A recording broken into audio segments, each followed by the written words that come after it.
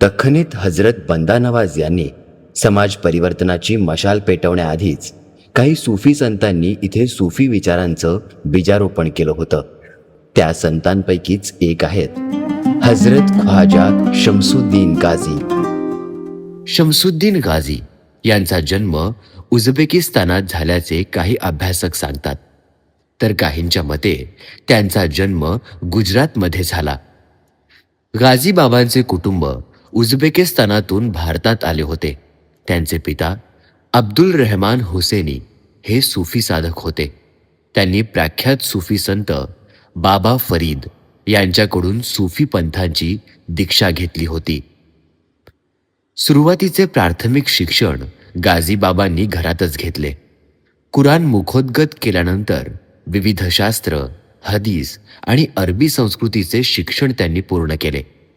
त्यानंतर त्यांनी घोडेस्वारी आणि तलवारबाजीचे प्रशिक्षण घेतले. पिताच्या निधनानंतर त्यांनी जगभर प्रवास करण्याचा निर्णय घेतला. पॅलेस्टाईन, जॉर्डन, सिरिया, इराक आणि इराण असा प्रवास करत ते उझबेकिस्तानातील धामण गावात गेले आणि तिथे आपल्या मातापित्यांच्या दर्ग्याची जियारत केली. त्यानंतर ते आपल्या शिष्यांसह अफगाणिस्तान मार्गे भारतात आले. दिल्लीमध्ये गयासुद्दीन बलबन यांच्या दरबारात त्यांनी नोकरी स्वीकारली. गयासुद्दीनने त्यांची दिवाण पदावर नियुक्ती केली. जवळपास 10 वर्षे ते दिवाण म्हणून कार्यरत होते. दिवाण पदावर नियुक्ती झाल्यानंतरही शमसुद्दीन गाझी यांचा सुफी चळवळीविषयीचा व्यासंग कमी झाला नव्हता. ते निजामुद्दीन औलियांच्या खानकामध्ये जायला लागले. निजामुद्दीन औलियांनीही त्यांना मार्गदर्शन करण्यास सुरुवात केली. कालांतरानं निजामुद्दीन औलियांनी त्यांना खानकाच्या काही भागाचं बांधकाम करण्यास सांगितलं. हे बांधकाम पूर्ण झाल्यानंतर निजामुद्दीन औलियांच्या आदेशावरूनच ते सुफी चळवळीच्या प्रसारासाठी दखनेमध्ये आले. इतर सुफी संतांप्रमाणे ते सुरुवातीला खुलताबादला गेले. त्यांच्यासोबत शिष्य, कुटुंबीय आणि शेकडो लोक होते. खुलताबाद येथे वास्तव्यात ते प्रवचन करत, लोकांशी संवाद साधत. लोकप्रबोधनासाठी त्यांनी विविध माध्यमांचा उपयोग केला. काही दिवसानंतर शमसुद्दीन गाझी धाराशिव येथे आले आणि धाराशिवमध्येच कायमचे स्थायिक झाले.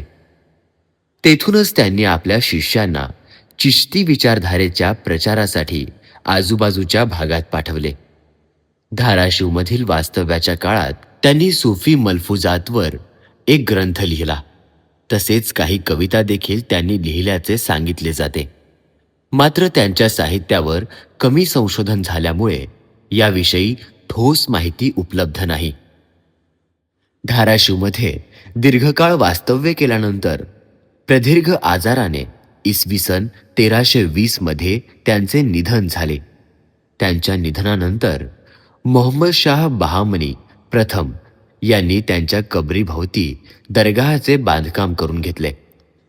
मोहम्मद शाह हा वास्तुकलेचा जाणकार आणि प्रयोगशील शासक होता. म्हणूनच या दरगाहाचा घुमट इतर दरगाहांपेक्षा वेगळा आणि आकाराने मोठा आहे. गाझी बाबांनी आयुष्यभर केलेल्या प्रबोधन कार्यामुळे त्यांच्या निधनानंतर या दर्ग्याला विशेष महत्त्व प्राप्त झाले. अनेक राज्यकर्ते आणि सूफी संत या दर्ग्याला भेट देत असत.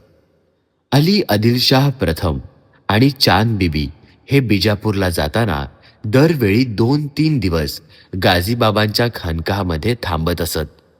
तसेच बंदे नवाज गेसू दराज हे गुलबर्गाहून खुलताबादकडे जाताना धाराशिव मार्गेच प्रवास करत आणि त्यावेळी ते देखील गाझी बाबांच्या दर्ग्यात मुक्काम करत असत. आजही विविध धर्मातील हजारो लोक या दर्ग्याला भेट देतात.